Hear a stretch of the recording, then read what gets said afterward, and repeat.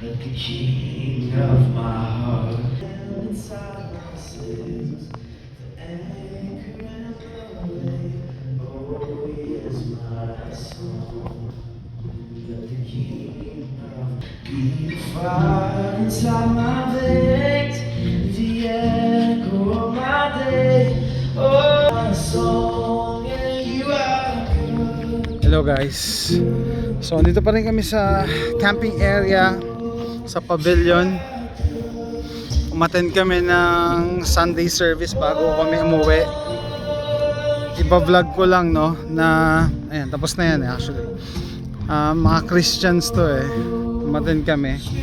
Pero mamaya magsisimba pa rin ako sa church namin sa bahay. Anyway, napansin nyo nakapambahay kami ni AJ. Uwi na kami. Tapos sila naka-uniform sila, no? And sabi ko, i-share ko lang sa inyo, no? Sabi ko, naghihintay ako ng may sisita sa akin. Walang sisita sa akin, wala.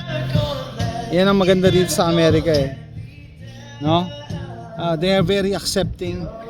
Kasi inisip ko, kung nasa Pilipinas ako, meron nang nagparinig sa akin or may sumita. At ganyan itsura nyo, no? Kami lang, nakapadyama pa si AJ. Kasi kanina nag-iimpake na ako, tapos sinabi, oy, meron service. Okay, nakala na ako nakapack na ako Para naman tanggalin ko pa yung mga gamit. Anyway, so di ba nakakatuwa yun? They are very accepting, no? Kahit ganito itsura namin, pwede ko umattend ng mass. Okay, Sunday mass. Ayan, naka-uniform sila lahat. Ayan, tapos na. Walang discrimination yun. Kahit mukha kang busabos, diba?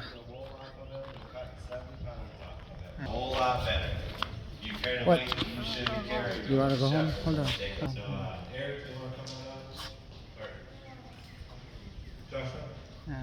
Yung uniform ni AJ na itago ko na ano?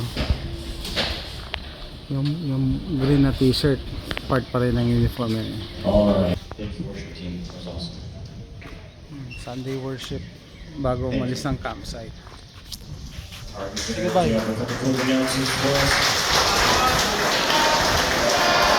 Mahangin dito kasi dahil puno, kapaligiran ng puno.